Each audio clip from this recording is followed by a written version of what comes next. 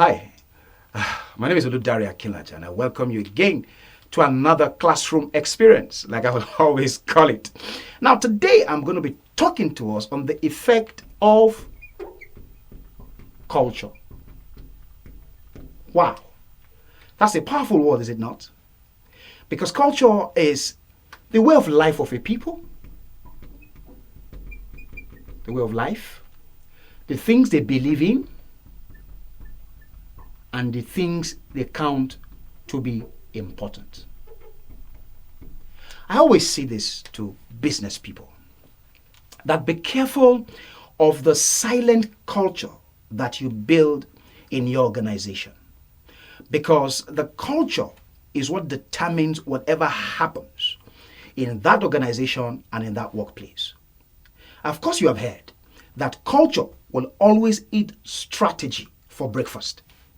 That means that no matter how powerful your plans are, no matter how powerful that strategy is, it will always be built on culture. The output of whatever you do here is determinant on the culture that you have in your organization.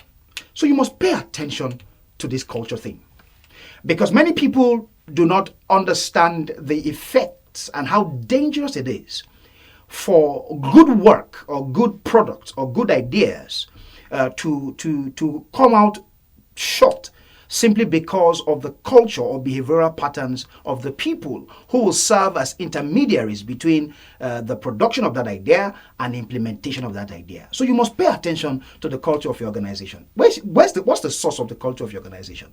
Where's the culture coming from? You as a business owner, what culture are you building in your organization? Are you leading by example? Are you showing people how they should behave or how they should do things in that organization? Are you somebody who supports innovation? For instance, you want to have a culture of innovation in your organization, and you are quick to shut down ideas. How do you want to build a culture of innovation when you quickly shut down ideas? So what you do consistently and repeatedly in that business or in that workplace is what will become the culture of that workplace. Do you promote people based on how they serve you, or how they are productive on the job?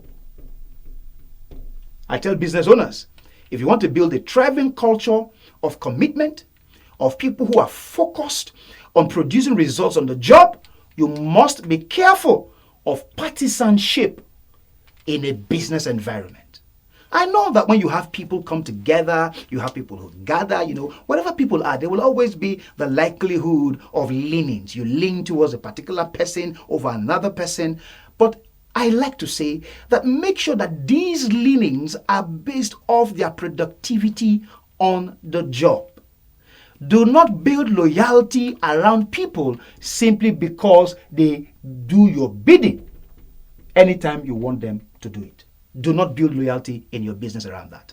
Always ensure that you reward people for productive work done, not for how they come across to you or how they serve your own interests.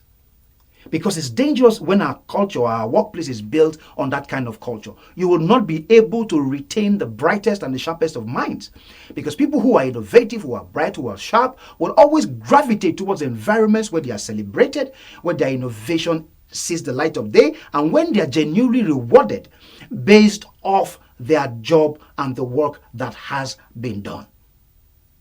So pay attention to that culture. I always tell people when I go for trainings and when I run strategy sessions for people that Nigeria is a typical example of how dangerous subliminal culture can be. When you talk about culture, the culture that is noticeable is even, solvable. You can deal with cultures or things that you can see, things that you can obviously detect quickly. But there are some organizations or some environments where there are silent cultures that are difficult to assess. Those kinds of environment are the most difficult to come out of cultural bias, because you are trying to solve or fight an enemy, as the case may be, that you cannot identify. Because these things are in the subliminal state. They are in our subconscious. So any organization that is dealing with these kind of dangerous cultures at its subliminal level will have to go through some sort of hard reset to be able to change or make readjustments in this bias. Because when you have a culture that you don't know you have, there's also groups of people who have this culture and are not aware that they have these cultures. You will try to solve your problems in one direction when the solution is in another direction. So I tell people, always do a cultural assessment. What do you even think is the culture of this organization? Ask your staffs. What do they think about this organization? What are the things they want to change in this organization? What are the things that happen in this organization that they are not comfortable with? What do they think are behaviors that take place within this organization that they think is limiting the growth of this organization?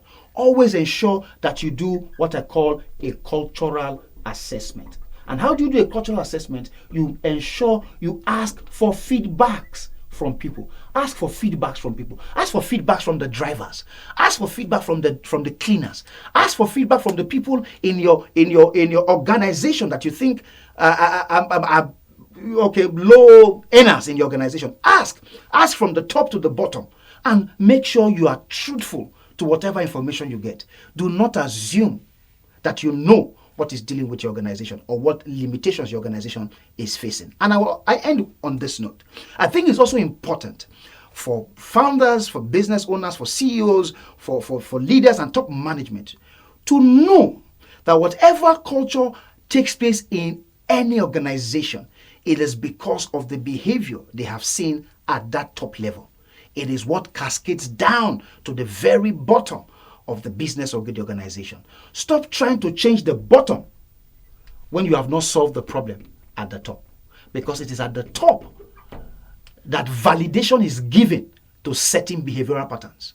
Whatever you allow, whatever you overlook at that top level is what will unknowingly become the culture all through your organization. So you must pay attention to the little details. You must pay attention to the little foxes that they say that spoil the vineyard, because silent things like culture and things that reside in our subconscious are the things that destroy the good work that your business or your organization should be doing. I hope I've helped you today. So please pay attention to your culture. Thank you.